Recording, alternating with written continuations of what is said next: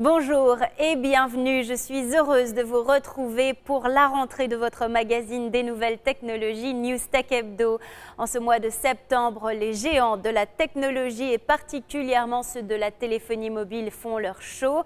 De Nokia à Apple en passant par Motorola et Amazon, chacun y va de sa nouveauté à grand renfort marketing. News Tech Hebdo s'arrête sur les succès et les flops de cette rentrée 2012. Cette semaine, Nokia a joué ce qui était pour certains sa dernière carte. Après avoir raté le créneau des smartphones au profit de Samsung et d'Apple, Nokia, en partenariat avec Microsoft, tente de rebondir. Mercredi dernier à New York, le fabricant finlandais a dévoilé sa nouvelle gamme de smartphones, les Lumia 820 et 920. Les deux appareils fonctionnent sous le nouveau système d'exploitation de Microsoft, Windows 8. Le Lumia 920 est équipé d'un écran de 4 pouces 5 à la résolution légèrement supérieure à celle de l'iPhone. Selon les analystes, cet écran est le plus sensible des smartphones aujourd'hui sur le marché. Innovation, l'appareil pourra être rechargé sans fil de façon intuitive en étant posé sur un socle. Mais ces nouveaux produits n'ont pas déclenché l'enthousiasme chez les utilisateurs qui les trouvent quasiment identiques à la génération précédente. Ils sont équipés du même boîtier monobloc en polycarbonate. Au niveau des applications, Nokia essuie également un retard. Pas d'assistant vocal comme Siri, pas de navigation 3D. Windows ne dispose que d'une centaine de milliers d'applications contre plus de 600 000 pour l'iOS d'Apple et Android.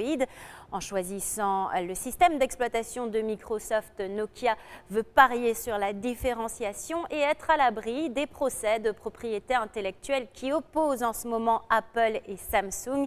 Il n'est pas garanti que cette stratégie soit payante.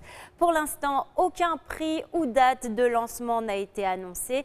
Mercredi dernier, l'action Nokia cotée sur le NYSE décrochait de plus de 16%. Et les Lumia ont été dévoilés une semaine jour pour jour avant la grande conférence d'Apple le 12 septembre, un événement annuel particulièrement attendu par les utilisateurs. Il y a de grandes chances pour qu'un iPhone 5 y soit présenté.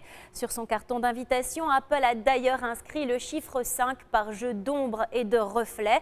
Et cette semaine, une vidéo qui a circulé sur Internet a fait le buzz, intitulée iPhone 5 Booting Up. Elle montre ce qui pourrait être l'iPhone 5. Celui-ci aurait été sorti d'une usine de Jinshen en Chine. Il serait selon les images plus grand et moins épais que son prédécesseur.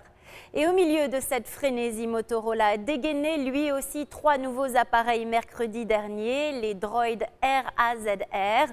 Ce sont les premiers modèles sortis depuis le rachat de Motorola par Google. Ils fonctionnent donc sous Android. Le modèle RAZR M de 4 pouces 3 sera disponible dès la semaine prochaine pour 99 $. Les deux autres RAZR HD et RAZR Max HD, équipés d'un écran de 4 pouces 7, seront disponibles avant les fêtes. Point fort de ces appareils, leur autonomie. Selon Motorola, les batteries de ces droïdes permettent une autonomie presque 2 fois plus longue que les autres smartphones d'Apple ou de Samsung. Enfin, jeudi soir, Amazon a dévoilé les nouveaux produits de sa gamme de tablettes. Le site de distribution sur Internet a ainsi présenté une nouvelle version de liseuse appelée la Kindle Paperwhite. Elle dispose d'un rétroéclairage et sera disponible le 1er octobre à 119 $ pour la version Wi-Fi et 179 $ pour la version 3G. Et au niveau des tablettes, Amazon propose la Kindle Fire HD, disponible en 2 tailles, la standard de 7 pouces et une autre plus large de 8 pouces 9, soit 22,6 cm. Selon le PDG Jeff Bezos, la Kindle Fire HD devrait être presque 2 fois plus rapide que la dernière génération d'iPad. La tablette de 7 pouces devrait être disponible le 14 septembre pour 199 $. La plus grande est attendue sur les marchés le 20 novembre à 299 $ pour la Wi-Fi et 499 $ pour la 4G. Le titre Amazon a touché en cours de séance vendredi un plus haut historique près des 260 $. News Tech Hebdo, c'est tout pour aujourd'hui. Je vous retrouve la semaine prochaine, toujours au Nasdaq, au cœur de Times Square à New York, pour un autre numéro de votre magazine technologique avec NYFP.